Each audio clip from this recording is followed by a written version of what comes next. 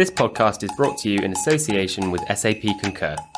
SAP Concur helps businesses of all sizes optimize their spend processes with intelligent expense, travel, and invoice solutions. To find out more, visit concur.co.uk. Hello and welcome to The Modern Finance Leader, a three-part podcast series produced by AccountingWEB in association with SAP Concur. Thank you for joining us for the second episode of the series, the provocatively titled "The Machine Did My Expenses." So how finance teams can bring intelligence to the business. The reality of automation and machine learning is now every day. It's happening right now all around you in Tesco checkout lines, phone apps, even your music taste is increasingly defined by an algorithm. Finance teams are not immune to this wave of automation and have successfully implemented it into their businesses today. So what have they gained today? Automation saves you a lot of legwork, sure, but it's also a lot more than just that. Our podcast today will explore how automating repetitive tasks like expenses is feasible, simple, and ultimately transformative for the finance function's role in a business. And there will be a pinch of future gazing too. I am the business editor of AccountingWEB. I'll be your host today, and joining me today is three special guests. So to my left, I've got Rachel van der Merwe, the Director of Product Marketing at SAP Concur. Rachel, a very South African name, but I believe you're Canadian. I am. So adding to the international flavor, we've got Manu Del Aquila. I hope I'm saying that correct, Manu. He is the Technology Transformation Manager at Red. What does that role involve, Manu? It involves just trying to convince the rest of the business to come into the 21st century, and they're very reluctant. But I throw a pinch of AI and a pinch of machine learning and see what sticks, and then push the company forward. And then from much nearer shores, from Scotland, we've got Alistair Barlow, a founding partner of Flinder. Flinder provides accounting services and rich management information for growing businesses. And Alistair speaks very eloquently on how to become, as he terms it, a kick-ass CFO. Alistair, welcome to the pod. Thanks very much. Thank you for joining us, guys. So I guess we can start off with you, Manu. Since we're talking about trying to drag people into the 21st century, what is a sort of common sense introduction into what the world of AI and automation is as like in the contemporary basis? The way I look at AI, I have a very engineering background, and I have a very pragmatic take. Yes, I enjoy geeks behind it, but to me, if we speak AI, especially in the enterprise, we need to look at what it does. And it has to have an application of, in my mind, sort of augmenting what the human team do, either by automating some of what they do, especially the boring bits that take a long time and they don't really add much value. And in world of finance, to me, is all the various hours and hours spent on spreadsheets, which just are prone to errors and don't really add any value, or augmenting what they do. If they can achieve 100, AI should let them achieve 200. And that, to me, is what AI should do. And it's about finding those little pockets where the data supports the goal of helping the humans extend what they do. Yeah, it's very interesting. And I suppose if we think about it, a repetitive task, Rachel, is the expenses process. It's sort of the classic finance task. How can it be applied to the expenses process, AI? Absolutely. So it can be applied end to end, right? So I look at it not just on the finance angle, but also on the end user side. So from who looks to do their expenses, you can use AI to do that task, because when we look at when people are doing their expenses and how, it's typically in their personal time, or it takes a long time, and so it takes away from their day job or their personal lives.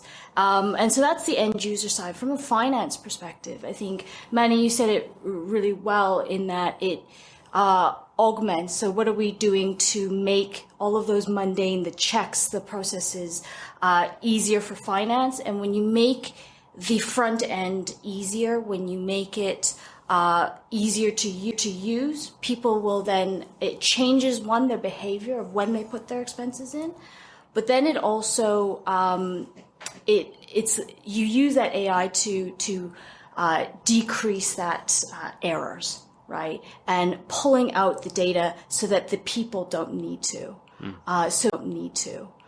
So it's less work for them. They're then more prone to actually do their expenses. And on the finance side, they get that insight sooner.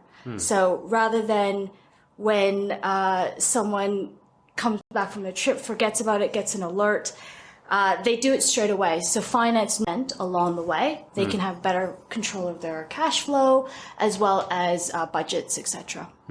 How does this factor into becoming a kick-ass CFO, Alistair, to hinge on your talk? Yeah, I can. I'll come to that in a minute, because there's a couple of things that Rachel mentioned which I think are quite key. So there was, and Manu as well, there was a talk about AI being lending itself to being more effective and more efficient. You know, a lot of the time we think around technology and automation is around efficiency gains. Yeah, absolutely. It removes the human being doing those mundane tasks, but actually it becomes more effective, it becomes more accurate, and actually it becomes more real time in terms of the information or the insight that we get. So the two very, very key points there. The other thing Rachel touched on is that it's about making the journey for both finance and the user more seamless or less invasive. And actually, when we look at finance function and try and understand what finance function is doing, how they're spending time on different activities, and just really understanding, you know, what the cost of finance function is. A lot of the time, we don't think that other people in the business are doing finance activities, and they absolutely are. Like we just heard the example from Rachel that an end user might be doing that, claiming expenses in their own time. A lot of time we don't capture the impact, the cost of that, whether it's hours, whether it's lost time, or impacting it. And it's a very good, valid point that needs to be brought into the equation of finance finance activities are probably extending way beyond finance. And there's a bigger impact there that we're trying to save. So in terms of, back to your original question, Fran, in terms of how does this kind of permeate into becoming a kick-ass CFO, we look at the finance function, and the CFO or the finance director is kind of, you know, owning the entire finance function, how a finance function operates. There are largely three competing demands, which you probably heard me talk about before. It's about transactional efficiency, it's about control and governance, and it's about delivering insight. And you can't have all of those, you know, supremely at the top game. If you want to be significantly well controlled, it's at an expense of being efficient. And if you have the impact of being efficient, you don't have the time to reallocate to being delivering insight for the business. You spend all that time in preparation on checking. You don't have enough time at the end of the month for the interpretation. And at the end of the day, a finance function is there. One, yes, they are there to be well controlled. You need to have that governance. But there's a balance, and that's a risk appetite in the business. But ultimately, it's about delivering better information to the business to make better commercial decisions. So that's certainly our view of the finance function. AI is a massive enabler, and actually we have foundations of that, which are people, process, technology, and data.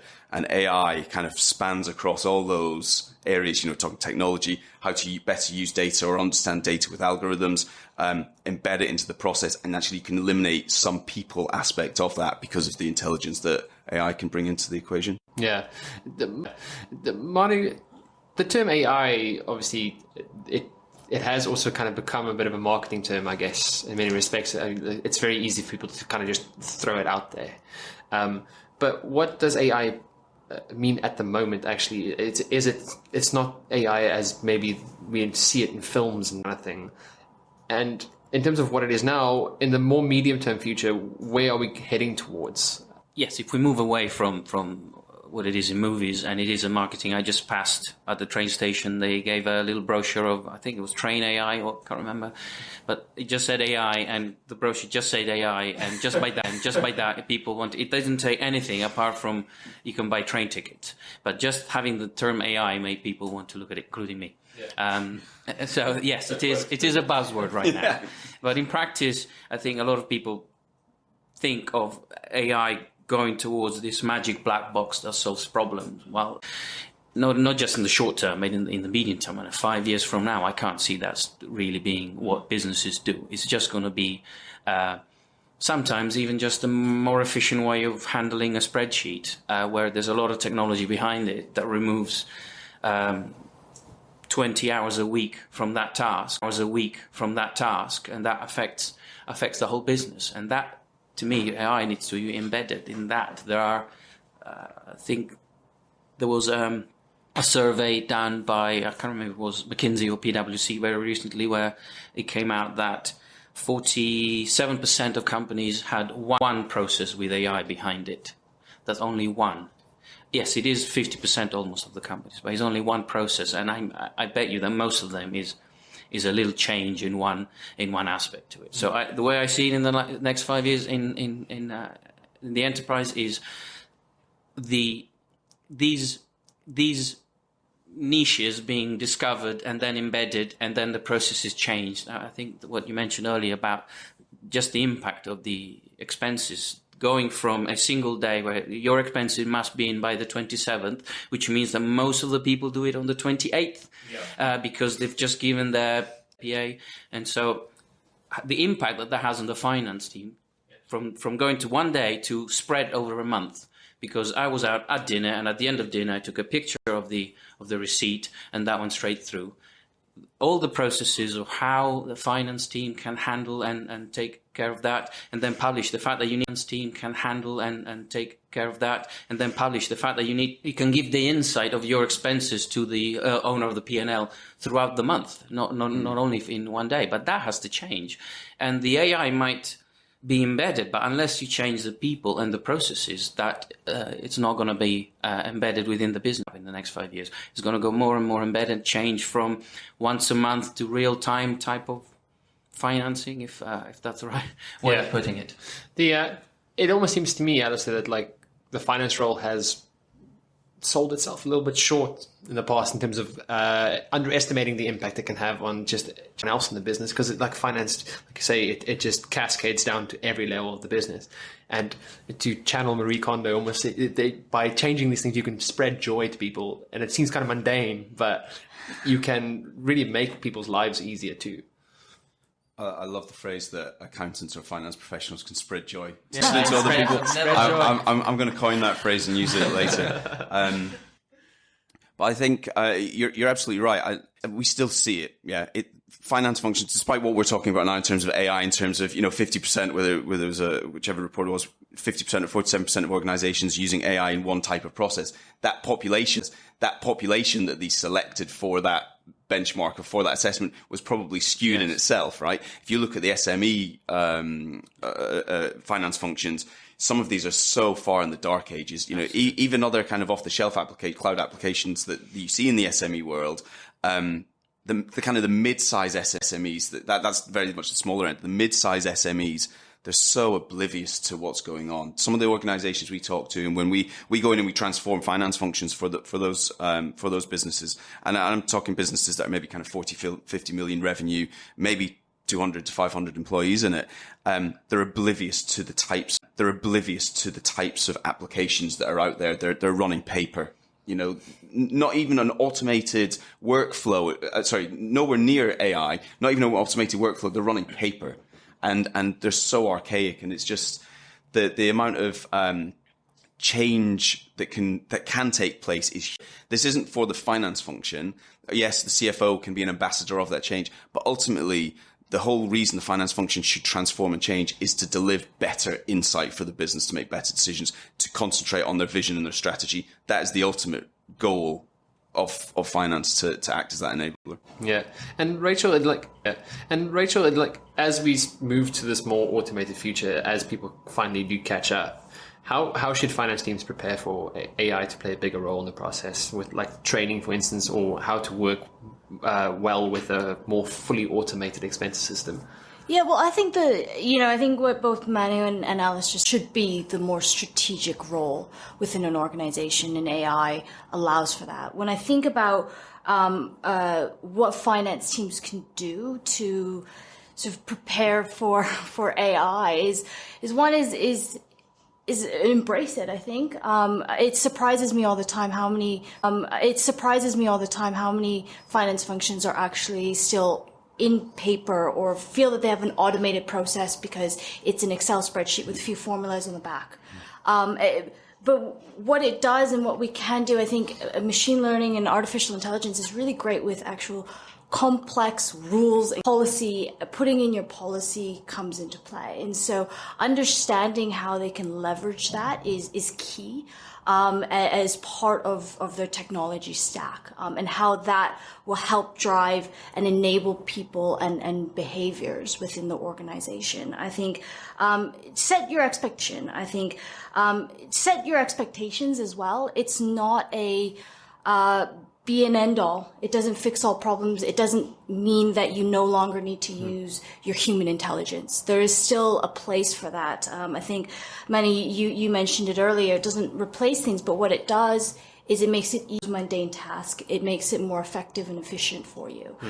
So you need to set those expectations. And then I think where I've seen really successful customers implement sort of automation within our customer base at SAP Concur is really about finding ambassadors within different groups, and having them really influence the rest of the people, because I think what I said initially is, this finance does spread, and there's a lot of people that are doing finance functions or inputting to what finance needs to drive, right? So find those people that are going to be your ambassadors, teach them how to do it well, and then you're going to have that spread throughout your organization really quickly. So a few things. I think, so to just add in there, I think it's a really key point, is this change management and behavioral change. Whenever, you could have the best change, you could have the best technology in the world, but actually if people aren't going to embrace it and use it, it's a waste of money. It's a waste of time going through that project, spending the implementation, spending the money on it. And you need those champions of change to kind of permeate it or filter it through the organization, and that to increase adoption and the transformation project, but particularly technology. There's an enormous people management aspect in terms of building technology into your business, because like you say, I mean, so for me, who works in media, we see technology introduced into the business all the time, but it does just, the adoption is the difficult aspect. It's not necessarily the adoption is the difficult aspect. It's not necessarily implementing it. So yeah, it's a very, very good point. It's very interesting. I'm just looking at the time, and I think we have reached the end. We could probably speak on this, for a day if we wanted to, but I think I'll save the listeners a marathon listening session. Alistair, for joining me. I've been Franz Bardenus from AccountingWEB, and we will have another podcast in the series for you to enjoy. So do keep your ears perked out for that, and have a good day. Goodbye. This podcast is brought to you in association with SAP Concur. SAP Concur helps businesses of all sizes optimize their spend processes with intelligent expense, travel, and invoice solutions.